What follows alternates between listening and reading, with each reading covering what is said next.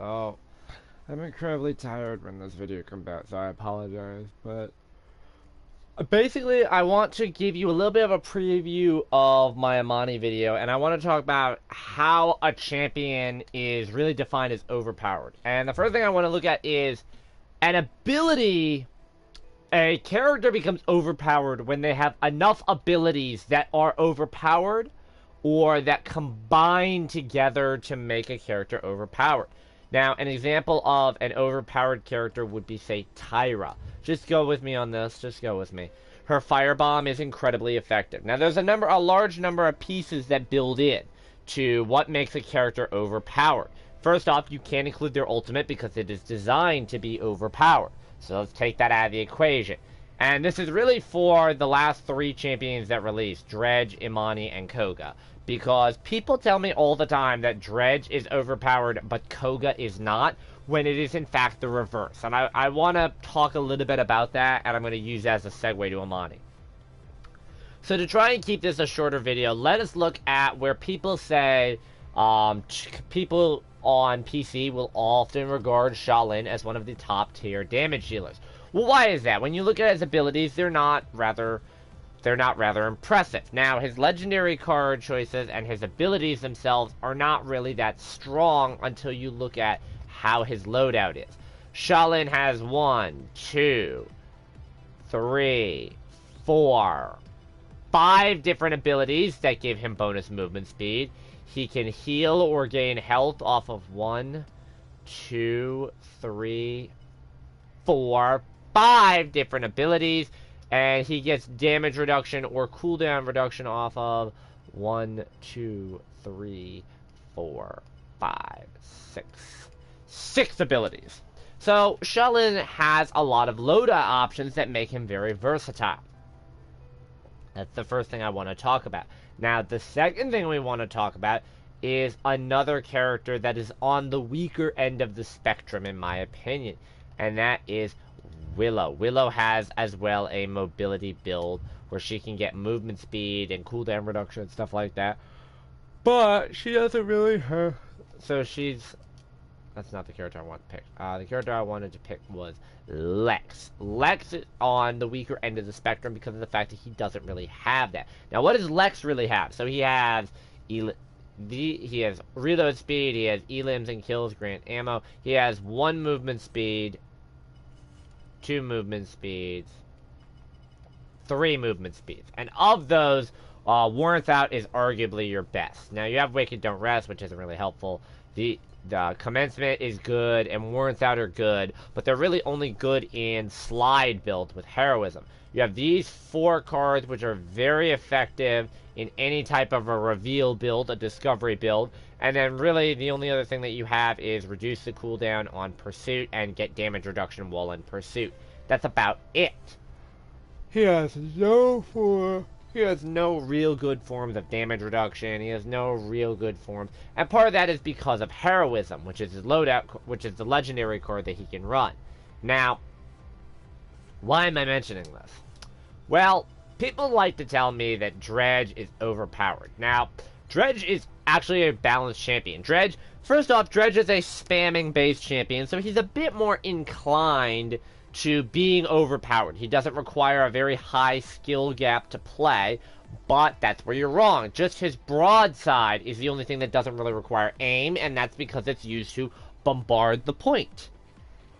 His shortcut requires pre-planning. His shortcut is not a Talus teleport, okay? You can't just drop it and then press the button and go back to it. You have to lay down a shortcut and then lay down a second shortcut and then go through it.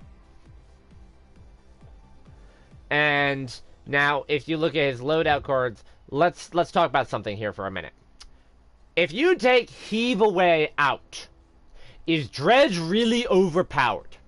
Because really, the point of the build is, so you run Scuttle, where your reload is an AoE, and then you run Heave Away, where your broadside increases your reload speed. So you have broadside, which has no cooldown, and then you reload, and you have big damage.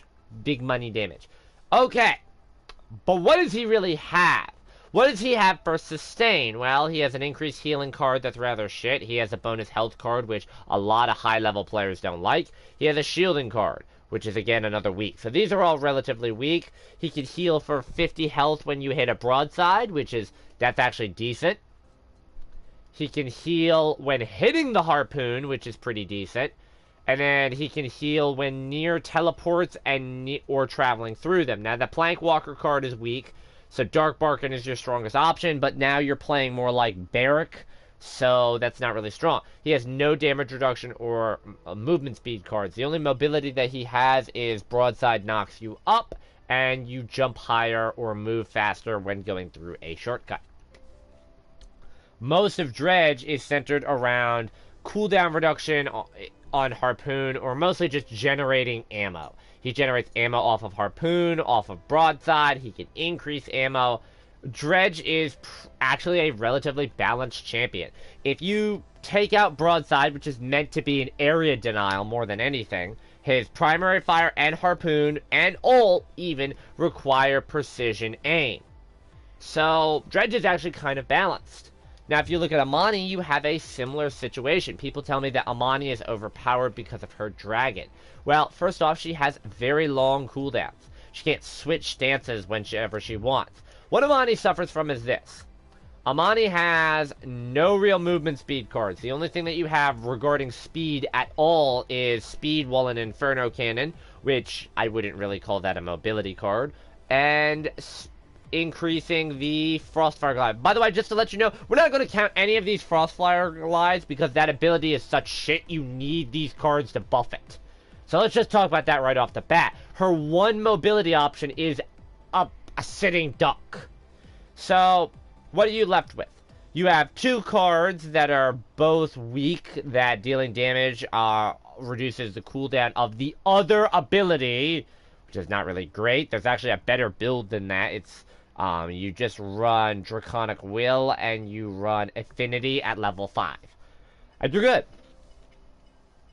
You have Elemental Grace, which is and Ancient Duty, which are the same cards that Dredge have, and they're both relatively weak cards. Ancient Duty's nice, but that's it. You have Elemental Barrier, which is Plank Walker, but which again means it's weak. And you have Discipline, Discipline, which, remember, it buffs an ability that is shit. So you're left with these cards right here. 2 Frost Bombs and 2 Inferno Cannons, and neither of them are very strong. Amani is a strong champion for another reason. She requires precise aim. Shaolin is in fact a stronger champion than Amani is because he has better loadout potential than Amani does. So even though Amani's base abilities are better, her kit is what drags her down. This brings me to my last point of Koga.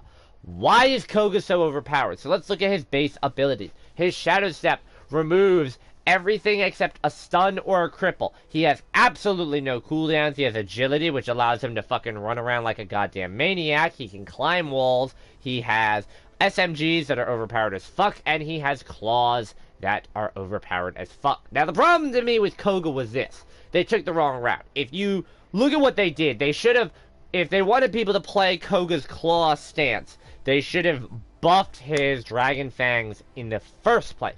They should have dropped the health consumption from 200 to 150. What they did is they increased the damage from 600 to 650. They gave him not 1, not 2, not 3, but 4 range increases on the claws. Not 1, not 2, but 3 projectile speed increases. 2 increases to the actual switching time between claws, and then the 1 buff to damage.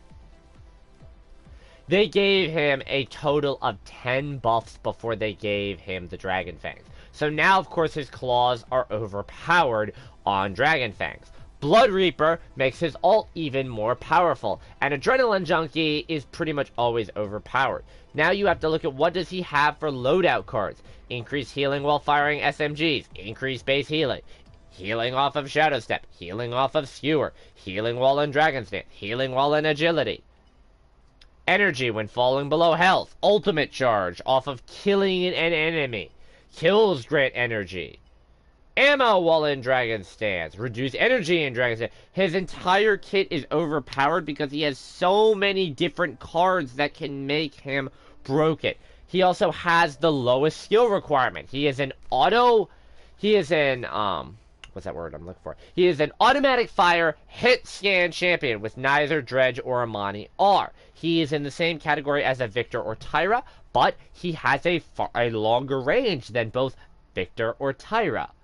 His claws as a secondary weapon are also much more powerful. Koga is completely and utterly broken because of the fact that he requires no skill. You can run an Adrenaline Junkie build, which is as simple as hold R2, press L2 when you need to reload or heal. You can run a Blood Reaper build, which actually requires a little bit more skill because you have to actually, not die long enough for your ult to come into play, and then you kill anything in that circle. And then this is the other thing. I used to say that if you want to play Koga with skill, you would have to run Dragon Fangs, but because they lowered the health requirement, buffed it so much, and then he has all these good support cards, it really means that he doesn't have a high skill option anymore. And if you look at a character like Imani does have a high skill option. You can run Mana Rift. You can say, fuck mobility, I don't need to stand still. I just need to stand still and I can do that. And that is a high skill, high rewarding type of play.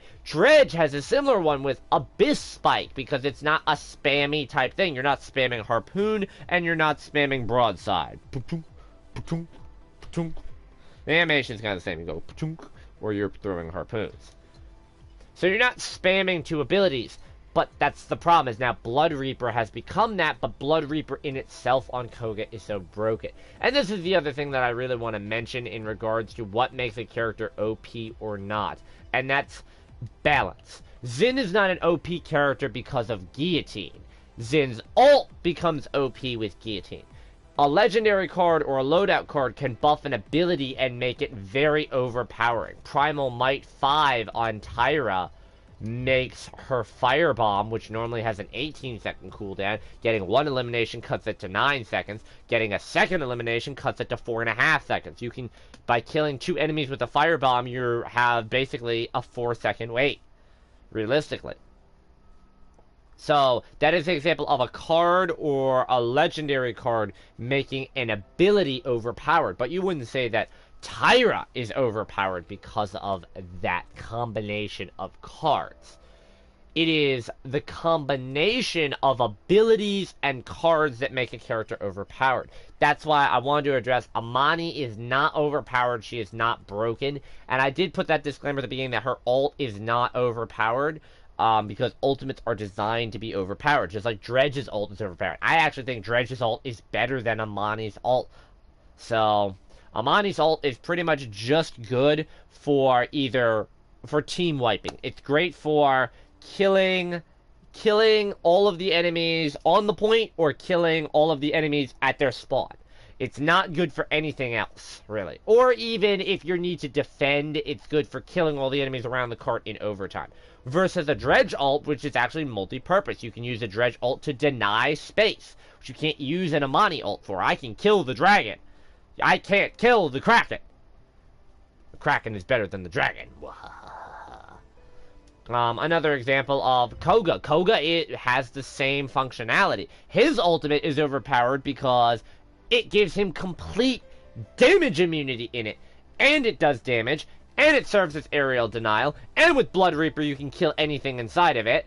And it charges faster. These are all examples of differences between, ultimate abilities are overpowered. They're designed to be overpowered, but even then it can make your kit more balanced. Now, if I think that Dredge's ult is better than Amani's ult, and I think Dredge is slightly more overpowered because of Broadside and Heave Away and Scuttle, does that mean that Dredge is overpowered? No.